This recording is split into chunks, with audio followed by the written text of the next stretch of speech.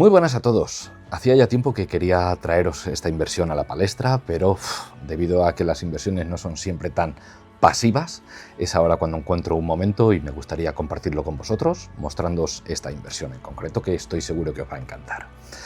Desde un punto de vista técnico, ¿vale? Esta inversión no ofrece nada nuevo que reseñar, pero sin embargo sí que hay dos aprendizajes que siempre tienen que estar en nuestro background, ¿vale? Y me gustaría mostrároslo en esta inversión. El primero de ellos es realmente enseñaros cómo de profundo hay que llegar a hacer una investigación para saber detectar todos esos posibles problemas, gazapos que se esconden detrás del inmueble, para así poder valorarlos, poder descontar, digamos, el valor monetario de solucionar ese problema y saber ofrecer un precio justo, ¿de acuerdo? Y la segunda y más importante de las lecciones es: en inversión inmobiliaria dentro del nicho de subastas es prácticamente o casi inviable buscar tu propio inmueble, tu inmueble para disfrute, ¿de acuerdo? Es difícil porque cuando uno tiene una perspectiva, digamos, de comprar un inmueble para disfrute, ¿vale? Aun siendo el mismo inmueble, es una perspectiva totalmente, diametralmente opuesta, diferente a la perspectiva que tendrías si en realidad estuvieses mirando de forma fría y calculadora los números. Así pues, como yo soy una persona más analista, vamos a investigar esta inversión desde este otro punto de vista. Estoy seguro que el tipo de inmueble os va a encantar, así pues quédate porque esto es la sartén por el mango. Yo soy Jesús y te lo voy a enseñar absolutamente todo.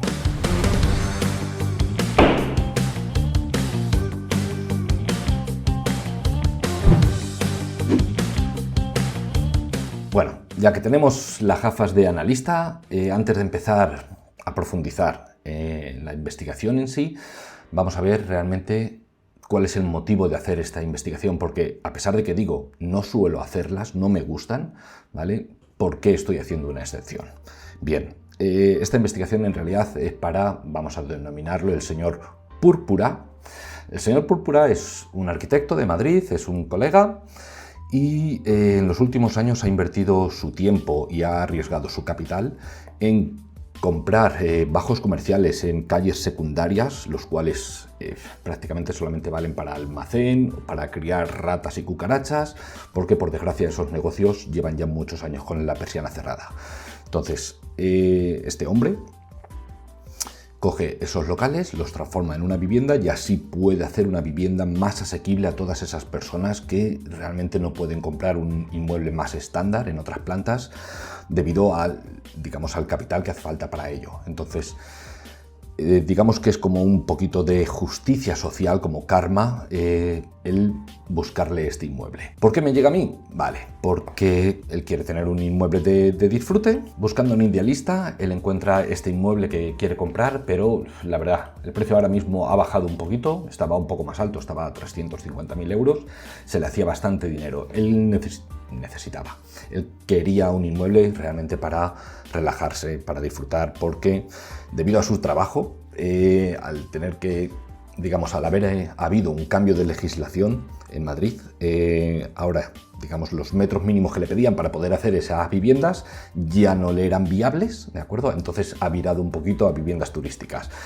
Últimamente está el patio muy revuelto con el tema de viviendas turísticas, está, entre comillas, peleando todos los días con comunidades, ¿de acuerdo? Cuando en realidad su interés es poder ofrecer vivienda a un precio más asequible. En fin, él necesita un sitio para él para relajarse, encuentra este inmueble precioso y me dice, bueno, se da cuenta de que este inmueble que vendían por 300, ahora 318, antes 350, ya lo han bajado un poquito, que venía de una subasta, ¿de acuerdo? El subastero que lo había comprado por unos 160.000 euros y ahora lo vendía por 318.000 euros, 350 hace un par de meses. Y me pregunta, oye Jesús, ¿es esto posible? Hombre, posible, claro que es posible, ahí está el hecho. Que sea, digamos, probable, es menos probable.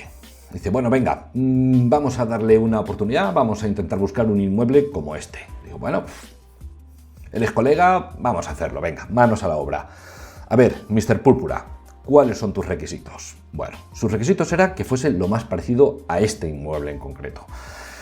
Que fuese de construcción de los años entre 70 y 90, no le gustaban las construcciones más actuales, un salón a doble altura, un apartamento en el que preferiblemente no te pisase nadie, un poquito de jardín, muy cerca de la costa, en la zona desde Estepona hasta Málaga, que estuviese a una distancia andando de la playa, pero que preferiblemente que no estuviese cerca de la carretera, lo cual es francamente difícil porque toda la Costa del Sol va a la A7 y la AP7 en paralelo con la costa, entonces o te pilla una carretera, o te pilla la otra, o te pilla hacer puñetas de la playa, ¿de acuerdo? Entonces físicamente complejo. Todo eso lo unimos a los requisitos de salón a doble altura, que no tenga balustradas, tipo de arquitectura, quería una distribución urbanística, digamos, más anárquica, es decir, no le gustan los pareados que van todos encorsetados, sino que sea un poquito más disperso.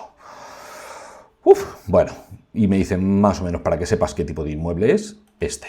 Francamente es un inmueble bonito, aquí en realidad aquí en esta fotografía no se llega a ver, pero está la autopista entre medias, entonces habría muchísimo ruido. Es un apartamento a doble altura y debido a sus requisitos, ¿vale? Hay que tener en cuenta lo siguiente. Vamos a ver. En subastas, por ejemplo, si buscamos todos los inmuebles que estén ahora mismo celebrándose, que sean vivienda dentro de la provincia de Málaga, así solamente por ver números, por ver algo estadístico, tenemos actualmente 23 viviendas a la venta en subastas. Sin embargo, si lo comparamos con Idealista, son 40.000 viviendas, es decir, por cada 2.000 viviendas que salen en Idealista, una sale en el BOE, ¿de acuerdo? ¿Qué quiere decir eso? Que como tengan los requisitos tan específicos, olvídate, tienes que tener, digamos, una mayor permisividad a la hora de buscar un tipo de inmueble. Por eso es francamente difícil algo para tu propio disfrute cuando tienes unos requisitos tan estrictos.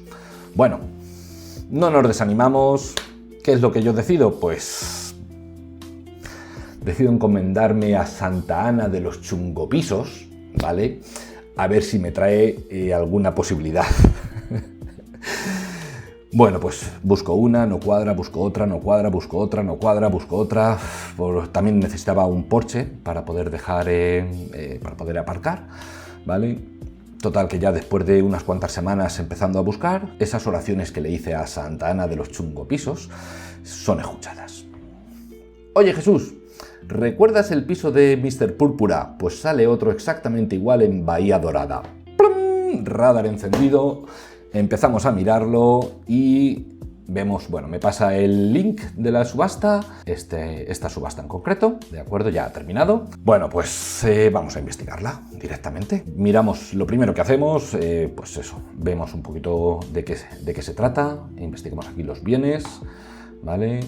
Pues bueno, antes de ello hemos visto un poquito el edicto, yo ya me lo he descargado, pero vamos, podéis descargaroslo. Valor de subasta, un poquito, bueno, vamos a decir que está bien. Está bien actualmente, cuando hicieron la hipoteca era un poquito inflado, pero bueno. Juzgado de primera instancia número 1 de Estepona, los bienes de los que se trata. Así que empezando a investigar, antes de decirle, oye señor Púrpura, ha salido esto, vemos si realmente cumple con la gran mayoría de sus requisitos o no. Así que, entre otras cosas, pedimos, antes de pedir una nota simple al registro, vemos que aquí los del juzgado son unos cachondos. Aquí les gusta jugar al veo, pero con venta de inmuebles. Es decir, te vendo un inmueble pero no te digo cuál es. Aquí vemos, ¿qué inmueble es? El registro de Estepona número 1, tomo, libro, folio. ¿Y qué finca registral es? ¿Cómo le pido la nota simple al registro si no sé de qué? En fin, unos cachondos. Menos mal que en el registro son realmente profesionales, con el tomo, libro, folio, viendo qué ejecución hipotecaria era y viendo el nombre de... Eso ya lo habríamos sacado de aquí del edicto, que lo tengo por aquí. Viendo el nombre del deudor, viendo la ejecución hipotecaria, tomo, libro, folio, sacamos la nota simple, revisamos todo, la nota simple la tengo por aquí. Técnicamente, digamos que cuadra todo, no tiene, digamos, una gran problemática. Miramos ya, conseguimos sacar el número de finca registral, revisamos todos los linderos, participación, metros cuadrados. Bueno, otro de sus requisitos era que tuviese entre 70 y 90 metros cuadrados Y otras de las inversiones que yo había visto, otro de los posibles pisos que había visto, o estaban a hacer puñetas de la playa, o eran casoplones de muchísimos metros. Entonces esas cosas evidentemente las descartábamos. Así que llegada más o menos esta subasta, miramos número de metros, cuadran, perfecto. Cuota, linderos, vale, no tiene referencia catastral. Ahora veremos, vamos a localizarlo bien, a quién pertenece, todo correcto. Inscripción tercera, que lo compró en 1996, y luego inscripción octava. Aquí han tenido unos cuantos movimientos entre medias de Unicaja. Bueno, vemos cuánto pide de capital, cuál es el tipo de subasta. El tipo de subasta coincide, bueno, esta es la deuda, y no sé si aquí en el edicto sí lo pondrá por ahí, el tipo de subasta. Bueno, si no lo ponen en el edicto, lo tenemos por aquí, 270.250, 270.250 euros, ejecución hipotecaria 423 del 2016, inscrita en el 2021. Pasaron 5 años desde que empezaron la ejecución hipotecaria hasta que inscribieron la ejecución en el registro. En fin, todo cuadra, es esta la ejecución hipotecaria, es correcto, la deuda más el presupuesto de intereses y costas, esto era allá por el 2016. Ahora, evidentemente, tanto las costas como los intereses de demora habrán subido más, entonces vamos a calcular que la deuda es superior. Bueno, miramos nota simple, aparentemente todo cuadra, no tiene más embargos, no tiene nada más, y esto ya, pues el típico copy-paste. Vale, perfecto. Vamos a intentar localizar el inmueble dentro de esta bahía dorada, ¿de acuerdo? Es donde se encuentra. Tenemos el edicto, tenemos ya la nota simple. Lo primero que empezamos a hacer es ir tomando notas. Vale, la localización es un poquito imprecisa, es de primeras nos dicen, y leyendo un poquito los linderos y leyendo también mirando, en el catastro nos muestra que es este bloque de aquí, pero en realidad luego veremos, está cambiado, es este otro bloque. Miramos metros, superficie, 97 metros, vale, de primeras nos cuadra. Empezando a tirar del edicto, pues contactamos con el procurador y luego con el letrado de la parte ejecutante, que sinceramente en esta ocasión colaboraron mucho, pusieron mucho de su parte e hicieron las cosas muy bien. De hecho, me pasaron una tasación que la voy a mostrar ahora, y eso nos ayudó bastante. El inmueble similar, más o menos, para ver un poquito los requisitos, es el que os había mostrado antes. Y luego, tipo de subasta, esto siempre lo apunto, evidentemente.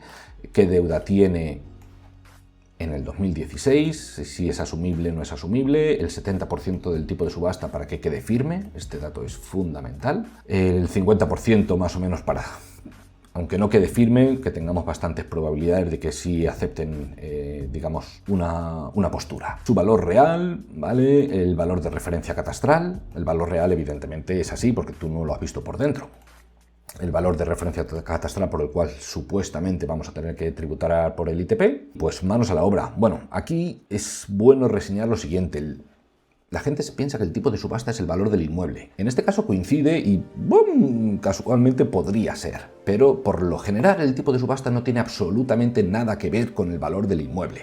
El tipo de subasta es normalmente, ¿vale? En las judiciales, en las ejecuciones hipotecarias, normalmente viene determinado por el capital principal que se le prestó a la persona, más los intereses ordinarios que se le calcularon sobre esa hipoteca, más los intereses de demora al máximo sobre esa hipoteca, más el presupuesto de gastos que podría costar un juicio, una ejecución hipotecaria, más los intereses de demora. Todo eso lo sumas y es la responsabilidad hipotecaria. Pues eso es lo que determina el tipo de subasta, que en absoluto no tiene que ver con el valor real del inmueble. Es decir, no confundamos valor del inmueble que llaman en el BOE con su valor real inequívoco. ¿De acuerdo? Hay que distinguirlos. En este caso coinciden, ¿vale? Porque ha subido mucho en esa zona, pero la realidad no suele ser así, especialmente en hipotecas que se dieron allá por el 2007, 2008, en la que tú ibas al banco a pedirle 100.000 euros y salías con 200.000 euros también para irte de vacaciones, comprarte un coche y amueblar la casa. Y te ponían unos intereses de demora hiperdisparados, que eso ya son abusivos, ¿vale? Entonces, claro, un inmueble que hoy vale 100.000 euros tiene un tipo de subasta de 300.000 euros y eso es muy normal. Entonces, tengamos muy claro eso. Eso realmente hace que esa subasta hubiese sido inviable. O sea, directamente ni participarías normalmente porque sabes que no vas a ofrecer un 70% de ese tipo de ese valor ficticio. En fin, bueno, Como he dicho antes, teniendo ya el edicto, teniendo la nota simple, llamamos al procurador, llamamos al letrado de la parte ejecutante, nos lo explica todo y nos manda una tasación que ahora os la mostraré.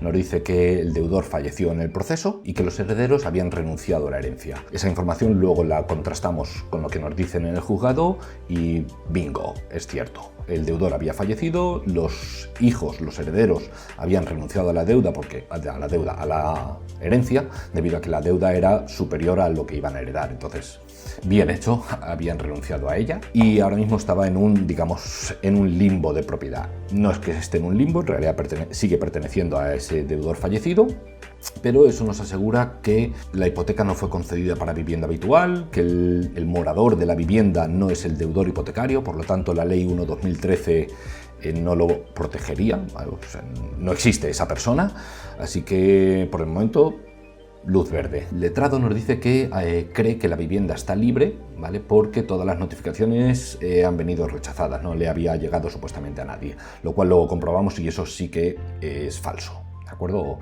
Es incierto. Con la nota simple ya en mano, ya tomamos todos los datos y pues vemos lo típico. Que el inmueble cuadra, la propiedad cuadra, la ejecución hipotecaria de la que estamos hablando y por la cual se ejecuta cuadra, que no tiene embargos posteriores, ni hipotecas anteriores, ni hipotecas del mismo rango, etc, etc, etc.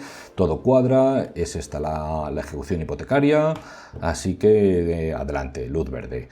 Hablo, como digo, con el letrado, una persona encantadora, me pasa la tasación. La tasación es un documento muy interesante porque a partir de aquí ya empezamos a ver los metros que tiene el número, o sea, lo que es la tasación esta, igual se hacen normalmente o se hacían normalmente para inflar un poquito de forma artificial el valor para poder así, digamos, simular o maquillar que el banco ha dado más dinero del que realmente debería haberle dado. Entonces, estas tasaciones, digamos, lo que son las cifras, cojámoslas con pinzas, ¿de acuerdo?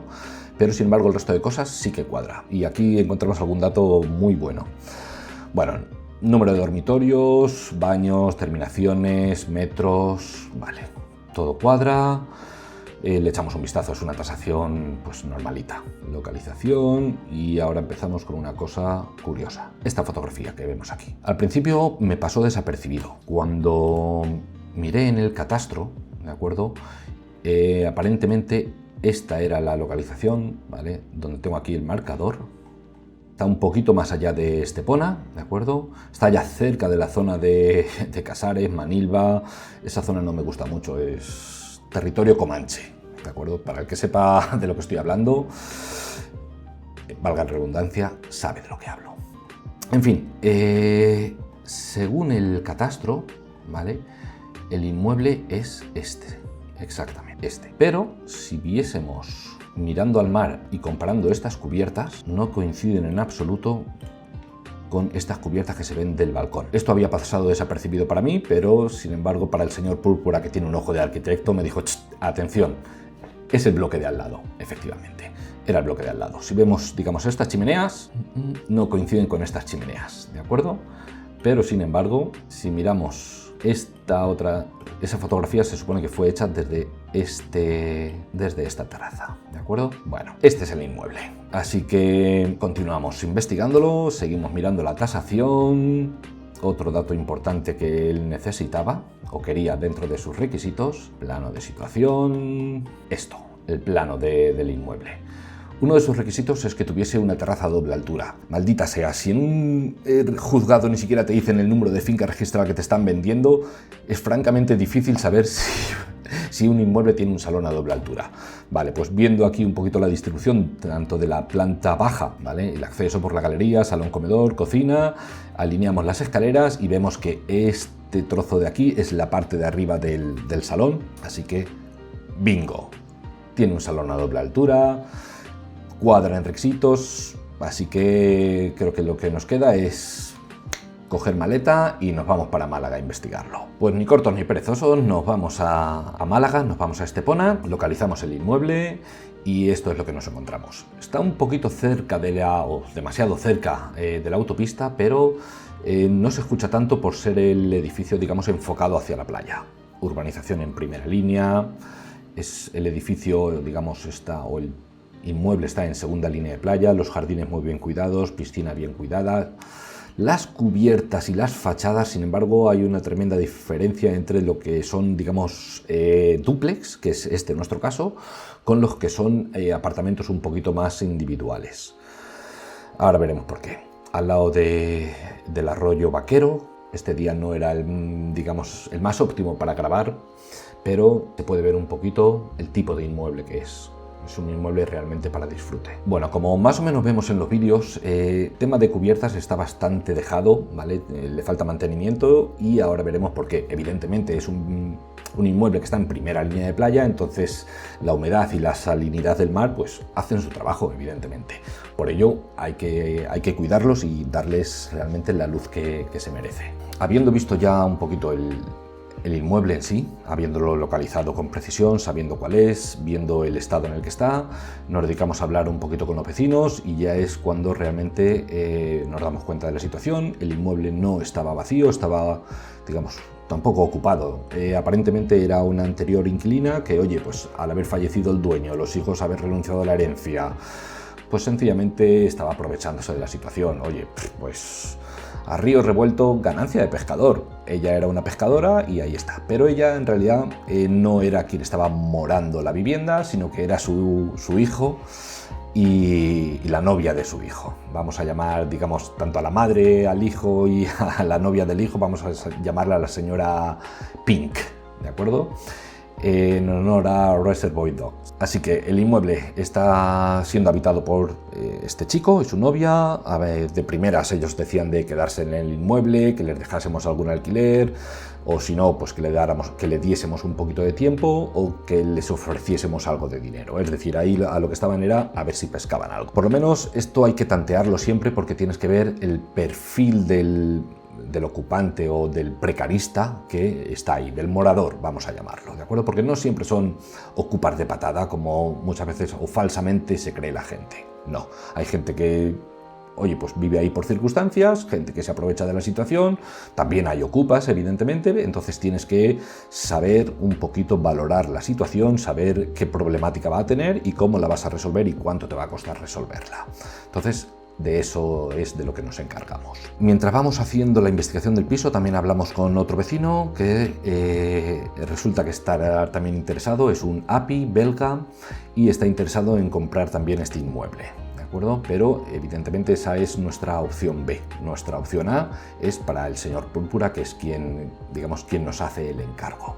Bueno, pues hablando con este potencial comprador, ¿vale? Él era un API y nos había dicho que si pudiésemos venderle el inmueble a él, estaría dispuesto a ofrecernos unos 240-250.000 euros. Vale, tomamos nota, el vecino muy colaborador, ¿vale? Y nos entrega documentos muy importantes, ¿vale? Que esto normalmente no lo sueles saber en una subasta, y cuando vas a comprar un inmueble, digamos, en el mercado libre, sí que es muy recomendable solicitarlo. Son las actas de comunidad de, digamos, los 2-3 años anteriores. ¿Para qué? Para saber qué se está cociendo en la comunidad, porque aunque no lo parezca, digamos, tener una vista lateral y ver qué es lo que está sucediendo en la comunidad es muy importante, ¿de acuerdo? Pues, ¿cuál es nuestra sorpresa? Que habían cambiado recientemente en el 2021, habían cambiado de administrador y estaban denunciando a la administración anterior, al letrado, ¿vale? De la comunidad por dejación de funciones, negligencias, abusos, falsedad documental, falsedad en las cuentas. Habrían ordenado también una auditoría sobre las cuentas de la comunidad y es un problema, digamos, crítico, especialmente cuando llega a estas siguientes situaciones que vamos a ver. Bueno, ahí vemos un poquito pues, el acta de comunidad en una reunión extraordinaria. Descubren numerosos problemas, anterior administrador, requiere un análisis, aquí solicitan, pues eso, digamos, una auditoría y la comunidad está en quiebra técnica, ¿de acuerdo? Han dejado de poder pagar a los trabajadores, se les embarga las cuentas bancarias de la propia comunidad, ¿de acuerdo? Y ahora tienen que hacer frente a esta situación. ¿Cuál es la situación? Pues vamos a verla y cuál es la motivación. ¿Qué es lo que sucede por aquí? Bueno, se aprueba iniciar acciones legales contra este anterior administrador, votos a favor, votos en contra, etcétera, etcétera, etcétera. Pues vamos a ver, eso era una reunión extraordinaria. Vamos a ver el acta de comunidad del año 2022, de septiembre del 22. Bueno, aquí, ¿qué es lo que podemos ver? Estas son las deudas de los copropietarios. No sé si llegáis a ver exactamente y hacer la suma de los números. Aquí por privacidad pues borro los nombres de los deudores o de los copropietarios. El que nos interesa es en realidad este. Debía en el 2022 18.000 euros a la comunidad. Y la lista suma y sigue y suma y sigue y suma y sigue. Daos cuenta también de las cantidades que estamos hablando que llegan a deber y todavía no se les ha iniciado un procedimiento o un monitoreo. Bueno, pues esta comunidad tiene ni más ni menos, en el 2022 tenía una deuda de 2.029.000 euros. 2023, más de lo mismo. Suma, sigue, suma, sigue, suma y sigue. Nuestro piso interesado o nuestro piso debe ya 21.000 euros, pasa de 18 a 21, normal, nadie paga la comunidad. Pero así uno y otro, un vecino, el otro, hasta 2.100.000 euros. Vamos a ver qué pasa en el 2024. Suma y sigue, deudas, y no pocas. Nuestro piso igual sube otros 1.000 y pico euros de deuda, nadie paga la comunidad. Y así echamos cuentas y de una comunidad de 270 personas, 240 copropietarios, creo que 170 tenían deudas, eran morosos. ¿De acuerdo? ¿Qué significa eso? El 70% de la comunidad era morosa. Aquí es donde ya se nos cambian las tornas y donde empieza a cobrar sentido el motivo por el cual he dicho no es una buena opción buscar tu propio inmueble dentro del nicho de subastas. ¿Por qué? Si tú lo ves con las gafas de sol, piensas lo que pensó el señor Púrpura. ¡Uf! Espérate, Jesús. Yo vengo aquí a esta casa, me quiero comprar una casa para mi disfrute, para relajarme, para estar en la playa y no tener que preocuparme de peleas en comunidades. Y ahora me meto en un piso en el que hay un 70% de copropietarios morosos. Cero. Ni hablar. No. Se nos cae la inversión. Se nos cae de todas. ¿De acuerdo? Si este inmueble yo lo veo con unas gafas normales de analista, digo, vale, deben esta cantidad, de acuerdo. Lo mío, ¿cuáles son? Los últimos 3 años más el actual, que no recuerdo ahora mismo, habría que echar cuentas, aunque les tengo por ahí apuntadas, 5, 10, 20.000 euros. Pues entra dentro de mi margen, computo y fuera. ¿Que se pegan en las reuniones de comunidad? Pues oye, si hay que pegarse, se pega uno, pero sencillamente tienes otra visión muy diferente. ¿Vale? Visto lo visto, ¿qué es lo que hacemos? Bueno, en este caso concreto, ya que el señor Púrpura todavía estaba debatiéndose entre pujar, no pujar, ambos llamamos a Santa Ana de los chungopisos. ¿Y qué es lo que dice ella?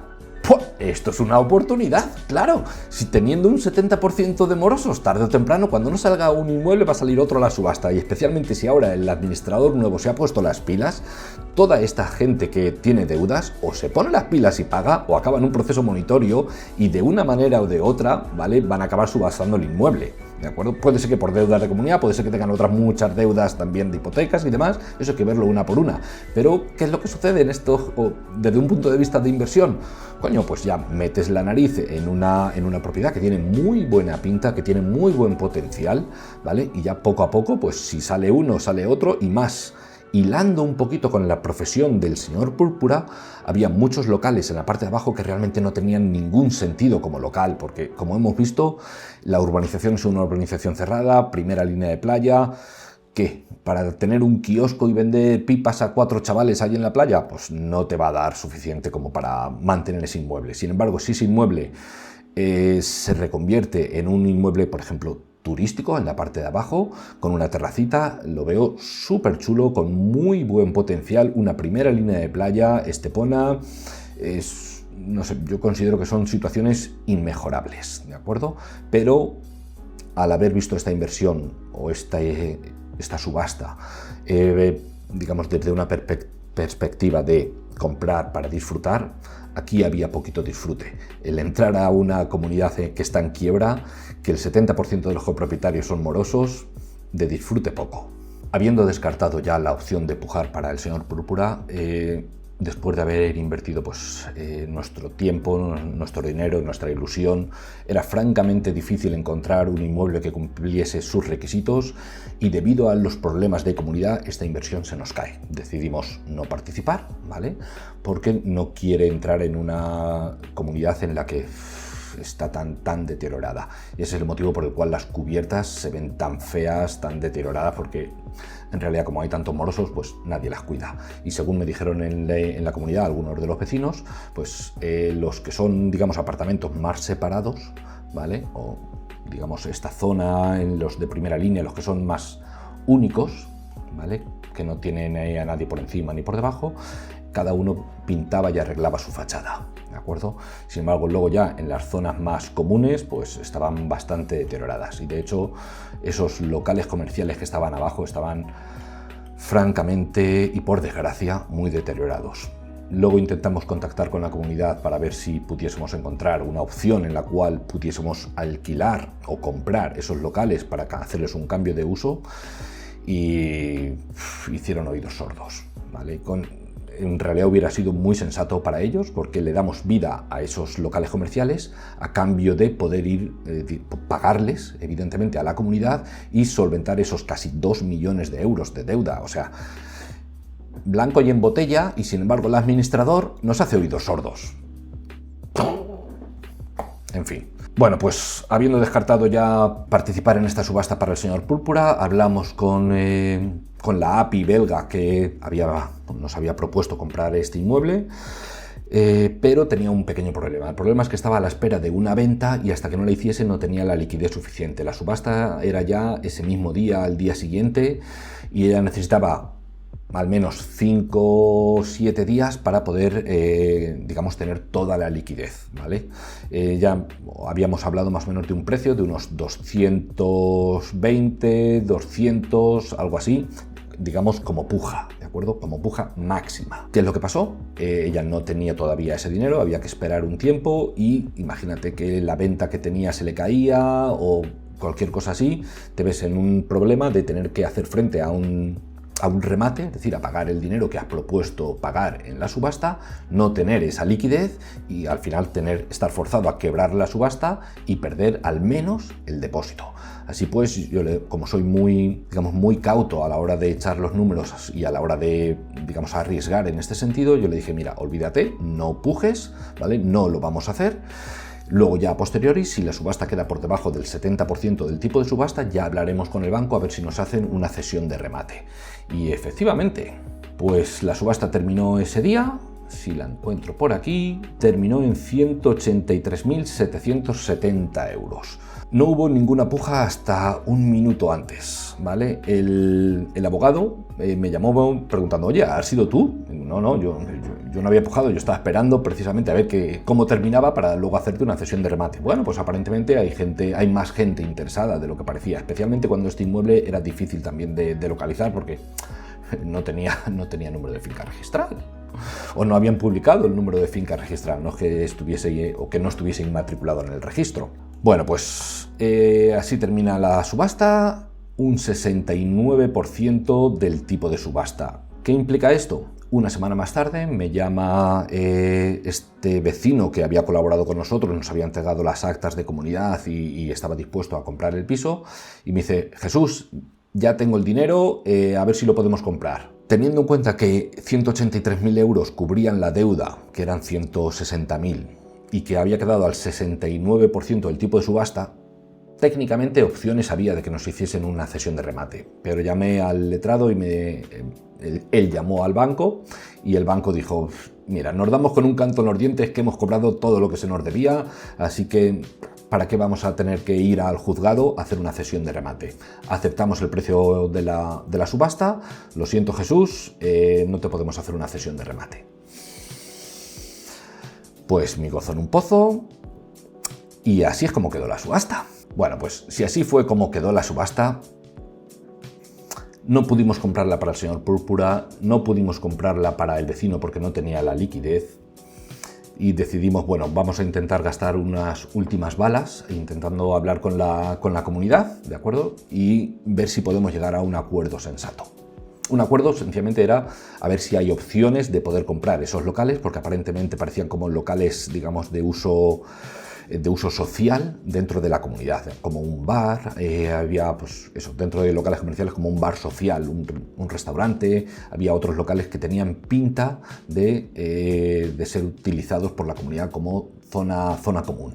Así que, habiendo quedado ya la subasta en 183.000 euros, habiendo el banco rechazado una posible cesión de remate, a pesar de que técnicamente se podría haber hecho, ¿vale? Aquí habíamos tomado pues todas nuestras notas, habíamos hablado pues, con el propietario, con los inquilinos, habíamos echado, bueno, por cierto, no he hablado de las deudas de IBI, pero pensad, la ejecución hipotecaria entró en el 2016, pero llevaban debiendo el IBI creo que desde el 2008 o 2007 incluidos. Menos mal que el IBI en este caso eran de entre 315 en aquel entonces y los últimos recibos de IBI eran creo que 480, algo así. Entonces es muy posible que, bueno, sabiendo que el Ayuntamiento de Estepona sí que reclama fehacientemente, publicándolo en el boletín oficial, fehaciente, ese boletín que todos leemos todos los días, es muy posible que esta deuda todavía estuviese viva, el deudor había fallecido y los herederos habían renunciado a la deuda, así que dar por fallido obligado al pago para hacernos una derivación de la deuda era más que posible. La parte buena es que, como era un inmueble que lo queríamos para el uso y disfrute, teníamos tiempo de sobra para que el ayuntamiento fuese haciendo sus papeleos, fuese reclamando su deuda y luego, si eso, que nos hiciese una derivación de la deuda. Entonces ya, claro que pagaríamos. Pero mientras tanto, esa era nuestra ventaja. Aún así, la computamos y echamos todas nuestras cuentas, como suelo hacer.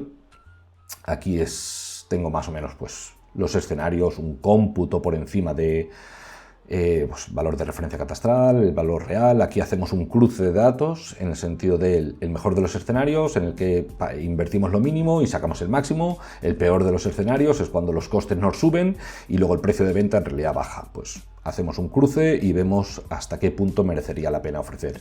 Yo, desde mi punto de vista, hubiese sido sensato como, digamos, como inversión, el máximo en mi caso sería 160.000 euros. ¿De acuerdo? 170 ya entraríamos en riesgo de un retorno sobre la inversión muy miserable. ¿De acuerdo? Pero sin embargo, como disfrute, si ese inmueble vale esos 240, 260, creo que hubiese sido digamos, un buen descuento sobre el precio de mercado.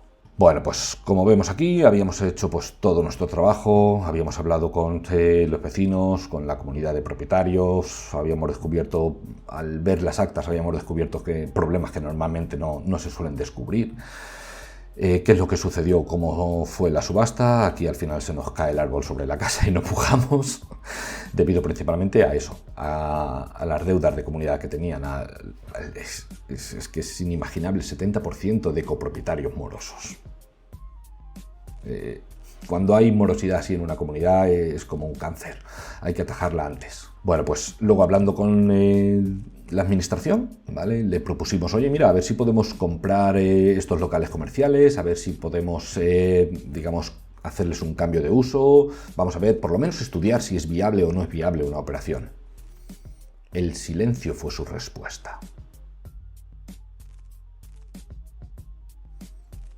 Y nada, pues una vez más, a pesar de que el inmueble era precioso, la localización era buena, todos los requisitos cuadraban, una vez más, otra inversión que se nos queda en el tintero. Hemos aprendido cómo de profundo hay que llegar para, digamos, para poder ver y poder descubrir todo este tipo de problemas. Así que, ya sabes, si este tipo de contenido te gusta, dale al like, suscríbete y si no te gusta, joder, pues cambia de camello, porque tragarte este cholón y no gustarte, cambia de camello. Si no es tu caso, ya sabes, nos vemos en la siguiente.